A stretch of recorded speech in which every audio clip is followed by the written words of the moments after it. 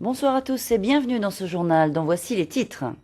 Plus de 300 inscrits dans la Bluescope Race, une 4e édition parrainée par le champion Robert Teriteaou. 10 000 nautiques entre le Faramédé et l'Ansvata, c'est la formule désormais célèbre de la Bluescope Race. Et malgré le manque de vent aujourd'hui, près de 300 compétiteurs avaient répondu présents. Natacha Cognard, Claude Lindor. Pas un brin d'air ce matin au Faramédé. Un temps ensoleillé idéal pour les bains de mer, mais peu propice aux passionnés de glisse. Avec moins de 5 nœuds, les windsurfers et les kitesurfers resteront à quai. Seuls les croiseurs, les vaas, les stand-up paddle, les kayaks, les optimistes ou encore les open beak feront la traversée. On va essayer d'aller déjà à Nouméa, arriver sain et sauf, et puis on visera le gros bâtiment et le Wentoro. Ça va être un peu difficile, mais voilà. C'est toujours un plaisir de participer à cette... Oui, c'est toujours un plaisir.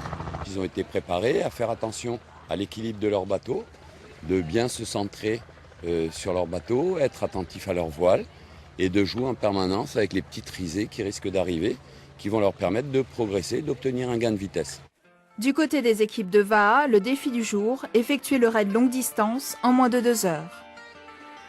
Avec la chaleur, on ne va pas y avancer. Hein. Il faudra mettre un peu plus d'efforts. Et puis, tous en équipe, quoi. Oui. 12h35, premier départ. Les V1 et les V6, ainsi que les kayaks, surf-ski et les stand-up paddle s'élancent. Surprise du parrain de la 4e édition de la Bluescope Race, Robert Teriteaou s'embarque dans un V1.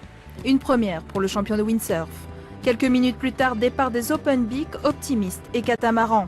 Les 34 croiseurs sont les derniers à quitter le Faramédé. Les 10 000 nautiques creusent naturellement l'écart entre les concurrents. Après 1h28, c'est l'équipe du RIMAP en V6 qui s'impose. Il n'y a pas eu de grosses difficultés. La difficulté c'est de la difficulté du VA, c'est-à-dire rester coordonné, savoir s'économiser parce que c'est relativement long. On fait 1h28 d'effort. Donc il faut savoir gérer les hommes, gérer la marée, les vagues. Enfin voilà, c'est un sport difficile. Environ 2 heures pour Robert Teriteaou, un temps peu honorable pour celui qui fait la traversée en moins de 20 minutes en windsurf. C'est déboire, une pirogue qui prend l'eau, mais le champion garde le sourire et rappelle l'importance d'un tel événement. Pousser les jeunes à se lancer dans tout ce qui est sport de glisse, c'est ce qu'il y a de plus important. Et c'est la principale des drogues, la drogue pure et saine.